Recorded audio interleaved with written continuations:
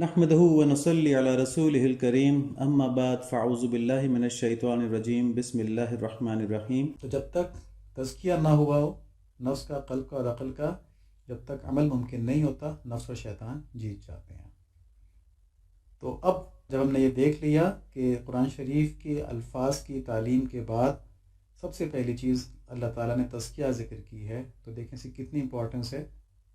سورہ شمس کے اندر آیت نمبر 7 سے 10 تک ہے، وَنَفْسٍ وَمَا سَوَّاهَا فَأَلْهَمَهَا فُجُورَهَا وَتَقْوَاهَا قَدْ أَفْلَحَ مَنْ زَكَّاهَا وَقَدْ خَابَ مَنْ دَسَّاهَا۔ قسم نفس کی اور اس کو درست بنانے کی، پھر سمجھ دی اس کو بدکاری کی اور بچ کر چلنے کی بھی۔ جس نے اسے پاک کیا وہ کامیاب ہوا، اور جس نے اسے خاک میں ملا دیا وہ ناکام ہوا۔ تو سورہ شمس میں اللہ کریم نے 7 قسموں کے بعد ان آیات میں یہ بتایا کہ جس نے اپنا تزکیہ کروا لیا وہ یقیناً اس دنیا کے امتحان میں کامیاب ہو گیا۔ قد افلح من زکاہا، وہ یقیناً کامیاب ہو گیا جس نے تزکیہ کروا لیا۔ وقد خاب من دساہا، اور وہ یقیناً ناکام ہو گیا جس نے اس کا تزکیہ نہیں کروایا، اس کو ایسے ہی چھوڑ دیا۔ تو مختصر الفاظ میں کیا ہوا کہ تزکیہ جو ہے وہ نفس، قلب اور عقل کو دنیا کی فانی محبت سے پاک کر کے اللہ تعالیٰ کی محبت کی طرف متوجہ کرنا ہے، اور پھر انسان کی ساری زندگی اللہ تعالیٰ کے احکامات کے مطابق گزرتی ہے، اور پھر وہ خوشی خوشی کامیاب ہو جاتا ہے، اس پر شریعت پہ چلنے بوجھ نہیں رہتا۔ اب دیکھیں تھوڑا سا ہم اس بات کو مزید سمجھ لیتے ہیں کہ جو اللہ تعالیٰ نے تزکیہ کا کام تلاوت کے فوراً بعد بتایا ہے اور اس کے بعد تعلیم کا بتایا ہے، اس میں تفصیل کیا ہے۔ تو تفصیل یہ ہے کہ دیکھیں سب سے پہلے، اب اس آیت کی ترتیب پہ چلتے ہیں نا، آیت کیا تھی کہ ہم نے ان کے درمیان نبی بھیجے جو ان پر قرآن شریف کی آیات تلاوت فرماتے ہیں، ان کا تزکیہ کرتے ہیں، انہیں قرآن اور حکمت کی تعلیم دیتے ہیں۔ ٹھیک ہے، تو اس میں تلاوت کرتے ہیں، تزکیہ کرتے ہیں، قرآن کی تعلیم دیتے ہیں، حکمت کی تعلیم دیتے ہیں، یہ ترتیب ہے اس میں۔ تو جو پہلی چیز ہے قرآن شریف کی آیات کی تعلیم، اس سے ہمیں کیا ملتا ہے؟ اس سے 3 چیزیں ملتی ہیں۔ پہلی چیز کہ توحید، رسالت اور آخرت، اس کے بارے میں عقائد جو ہیں ان کے اوپر ایمان لے کے آنا۔ تو اب ان عقائد کے اوپر ایمان لانے کے لیے ہمیں قرآن شریف کی مزید تفصیل جاننے کی ضرورت نہیں ہے، بلکہ یہ قرآن شریف کی آیات کے ترجمے کے اندر ہی بڑے کھل کے واضح ہو جاتے ہیں۔ تو اس میں وہ جو تعلیم ہے نا قرآن شریف کی، نبی صلی اللہ علیہ وآلہ وسلم کی، ٹھیک ہے، اس کی تفصیلات کے بغیر بھی یہ عقائد کھل جاتے ہیں یہاں پہ انسان کے اوپر، اگر قرآن شریف کو سچے دل کے ساتھ پڑھے۔ تو پہلی بات تو یہ ہو گئی کہ ایمانیات اس کے مضبوط ہو گئے۔ دوسرا، انسان کو یہ معلوم ہو گیا کہ جب ایمان لے کے آ گیا کہ مجھے اللہ تعالیٰ کے ساتھ نبی صلی اللہ علیہ وآلہ وسلم کے جملہ احکامات کی اطاعت کرنی ہے۔ تیسری چیز کہ اللہ تعالیٰ کے احکام کا ایک اجمالی خاکہ سامنے آ گیا کہ نماز پڑھنی ہے، زکوٰۃ دینی ہے اور دیگر چیزیں آ گئیں۔ اب اس کی تفصیل جو ہے وہ جو نبی صلی اللہ علیہ وآلہ وسلم کی تعلیم ہے نا حکمت کی اور کتاب کی، اس میں آ جائے گی۔ تو اس حد تک ضروری علم جو ہے یہ تو معلوم ہو گیا ہمیں قرآن شریف کے ذریعے ہی۔ اس کے بعد دوسرا کام بتا دیا اللہ تعالیٰ نے کہ نبی صلی اللہ علیہ وآلہ وسلم تزکیہ فرماتے ہیں۔ تو جب آدمی ایمان لے کر آ گیا اور نبی صلی اللہ علیہ وآلہ وسلم کو اپنا رہنما مان لیا، تو اب اس کے لیے عمل کا راستہ ہوگا کہ عمل کرنا ہے اس نے۔ عمل کب کرے گا وہ؟ جب اس کے دل میں جذبہ پیدا ہوگا۔ تو تزکیہ کا کام جو ہے یہ اس جذبے کو پیدا کرنے کے لیے ہے کہ آخرت کے لحاظ سے آدمی عمل شروع کر دے۔ تو اس کی فوراً بنیادی عقائد کے بعد، بنیادی تعلیمات کے بعد تزکیہ کی بات ہوئی، اور پھر تفصیلی علم کی بات ہوئی۔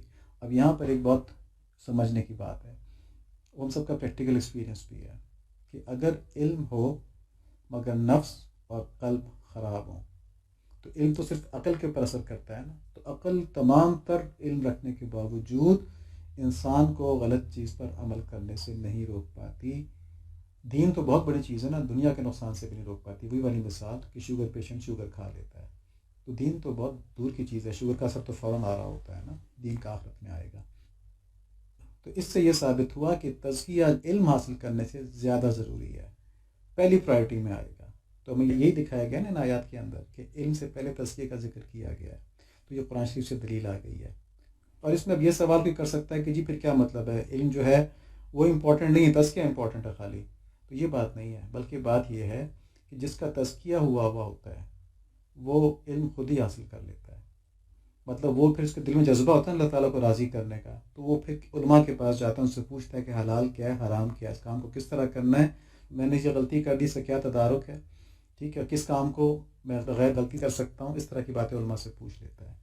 اور اگر تزکیہ نہ ہو تو کیا ہوتا ہے، تو عالم جو ہوتا ہے جس کے پاس قرآن اور حدیث کا سارا علم ہوتا ہے وہ بھی غلط کام کر رہا ہوتا ہے۔ علماء سو کون ہوتے ہیں؟ علماء سو وہ ہوتے ہیں جو دین کے علم کو دنیا کے لیے بیچ دیتے ہیں۔ تو دین کا علم تو سارا ہوتا ہے نا، اور بیچتے کس طرح پھر اس کو، یعنی دنیا کی خاطر آخرت کو بیچ دیتے ہیں۔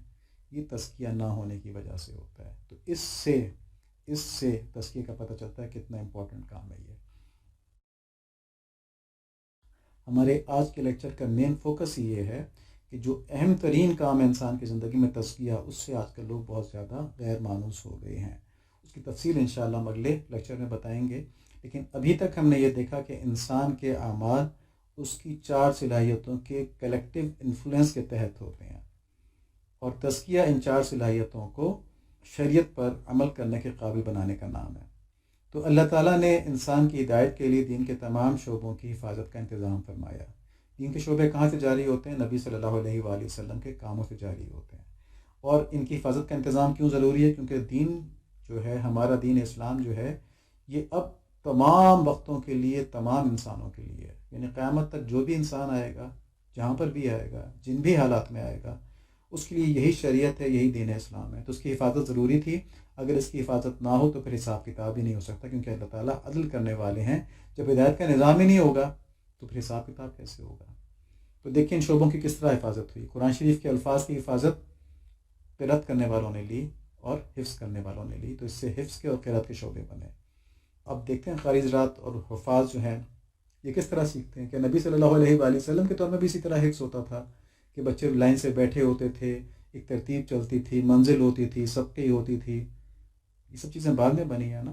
تو یہاں سے ایک بات نوٹ کر لینی ہے کہ مقصد کیا ہے قرآن شریف کی حفاظت، اس کے الفاظ کی حفاظت، الفاظ کی ادائیگی کی حفاظت۔ لیکن اس مقصد کو حاصل کرنے کا طریقہ کیا ہے؟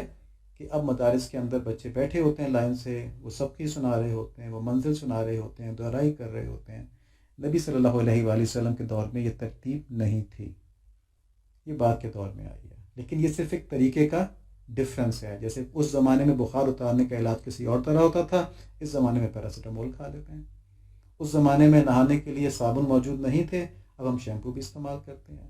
تو مقصد پاکیزگی حاصل کرنا ہے، مقصد مینز نہیں ہے کہ کس ذریعے سے حاصل کی ہے۔ یہ بات بڑی امپورٹنٹ تھی، اگلے لیکچر میں انشاءاللہ کام آئے گی، اس کو سمجھ لیں۔ اسی طرح قرآن شریف کی معنی جو ہیں ان کا کہاں سے معلوم ہوتا ہے؟ ان کا تفسیر سے معلوم ہوتا ہے۔ اس کے لیے تفسیر کا پورا شعبہ بنا، مفسر حضرات اللہ تعالیٰ نے پیدا فرمائے جنہوں نے قرآن شریف کی تفسیر نبی صلی اللہ علیہ وآلہ وسلم کی احادیث کی روشنی میں اور صحابہ کی تفاسیر کی روشنی میں لکھی، تو اس سے تفسیر کا شعبہ وجود میں آ گیا۔ اسی طرح جو حکمت کی تعلیم نبی صلی اللہ علیہ وآلہ وسلم کی ہے، اس کی حفاظت محدثین نے کی احادیث کی حفاظت کر کے، اور فقہا نے کی ان احادیث سے اور قرآن شریف کی تعلیمات سے اصول اخذ کر کے کہ فقہ کیا بنتا ہے، اس سے حلال کیا ہے، حرام کیا ہے۔ اس کے لیے جو پرنسپلز بتائے گئے ہیں قرآن کے اندر اور حدیث کے اندر، ان کو استعمال کرتے ہوئے ایسی حالت میں جہاں پہ کہ وقت کے اندر کوئی نیا چیلنج سامنے آ گیا، اس کے لیے ڈائریکٹ انفارمیشن قرآن اور حدیث میں موجود نہیں ہے، تو اس کے لیے حلال حرام کا فیصلہ کس طرح کیا جائے گا۔ جیسے مشین کے ذریعے ذبح کرنا، یہ حلال ہے کہ حرام ہے، ٹھیک ہے۔ تو اس کے لیے ان پرنسپلز کی بیس کے اوپر علماء کرام بتا دیں کہ اگر یہ کنڈیشنز فلفل ہوتی ہیں تو حلال ہے ورنہ حرام ہے، تو یہ فقہ کے ذریعے حفاظت ہوگی۔ تو یہ دین کے علوم کی حفاظت ہو گئی۔ یہ سب تھیں تعلیمات نبوی، اور ان کی تعلیم کی حفاظت کے لیے حفظ کا، قرأت کا، حدیث کا، تفسیر کا، فقہ کا یہ شعبے بن گئے۔ تو تزکیہ کی حفاظت کس طرح ہوئی؟ تو تزکیہ کی حفاظت کے لیے جو شعبہ وجود میں آیا، جو تصوف کہتے ہیں، صوفیہ کے ذریعے اس تزکیہ کی حفاظت ہوئی۔ یہ شعبہ نبی صلی اللہ علیہ وآلہ وسلم کی ایک انتہائی اہم ذمہ داری پوری کرنے کے لیے آیا ہے، اور اس سے لا علمی اور مناسبت نہ ہونے کی وجہ سے بڑے بڑے علم رکھنے والے بھی غلطیوں میں مبتلا نظر آتے ہیں، جس کی وجہ سے عوام گمراہ ہوتی ہے کہ یار یہ تو دیکھو مدرسے کا اتنا بڑا عالم ہے اور اس کا بینک بیلنس اربوں میں چلا گیا، چندہ سارا اس نے اپنے بینک میں ڈال لیا ہے، وہ بڑا جو ہے وہ صوفی بنا پھرتا ہے اور دیکھو وہ تو عورتوں سے پردہ بھی نہیں کرتا، ان کے سامنے بیٹھ کے ان کے اوپر توجہ کر رہا ہوتا ہے، ٹھیک ہے، یہ ساری باتیں سامنے آتی ہیں، حالانکہ دین کا علم ان کے پاس ہوتا ہے، تو کیا چیز نہیں ہوتی؟ تزکیہ نہیں ہوتا۔ تو آج ہم نے تزکیہ کی امپورٹنس کی بات کی ہے، تصوف کی امپورٹنس کی بات کی ہے۔ ابھی ایک بات ہم کر دیتے ہیں کہ تصوف کو بدنام کرنے والے جعلی پیر، جعلی صوفیہ، ٹھیک ہے، وہ بھی موجود ہیں، اور ان کی وجہ سے تصوف بڑا بدنام ہوا ہے، لیکن ہم ان کی بات نہیں کر رہے، ہم ان کی بات کر رہے ہیں جو تزکیہ والا کام نبی صلی اللہ علیہ وآلہ وسلم کا کرتے ہیں اور اس شعبے کو لے کے چل رہے ہیں۔ انشاءاللہ اس پہ اگلی مرتبہ تفصیل سے بات ہوگی۔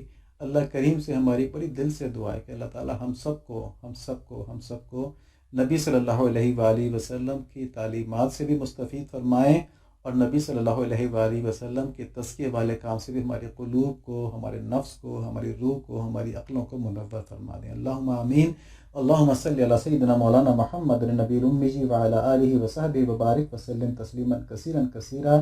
لا الہ الا انت سبحانک انا کنا من الظالمین۔ ربنا تقبل منا انک انت السمیع العلیم وتب علینا انک انت التواب الرحیم۔